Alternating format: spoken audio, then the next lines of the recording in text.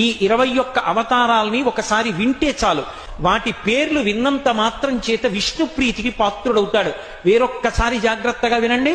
మొట్టమొదట ఆదినారాయణుడు సనకసనందనాదులు, దాని తర్వాత వచ్చినటువంటిది యజ్ఞవరాహావతారం, యజ్ఞవరాహావతారం తర్వాత నారదుడు, నారదుడి తర్వాత నరనారాయణుడు, నరనారాయణుల తర్వాత వచ్చినటువంటిది కపిలావతారం, కపిలావతారం తర్వాత దత్తాత్రేయావతారం, దత్తాత్రేయావతారం తర్వాత యజ్ఞావతారం, యజ్ఞుని యొక్క అవతారం తర్వాత వృషభావతారం, వృషభావతారం తర్వాత వచ్చింది పృథుమహారాజు గారి అవతారం, పృథుమహారాజు గారి అవతారం తర్వాత వచ్చినటువంటి అవతారం మత్స్యావతారం, తర్వాత కూర్మావతారం, తర్వాత ధన్వంతరి, తర్వాత మోహిని, తర్వాత నరసింహుడు, తర్వాత వామనమూర్తి, తర్వాత పరశురాముడు, తర్వాత రాముడు, తర్వాత బలరాముడు, బలరాముడి తర్వాత కృష్ణ భగవానుడు, కృష్ణ భగవానుడి తర్వాత బుద్ధావతారం, బుద్ధావతారం తర్వాత కల్కి అవతారం.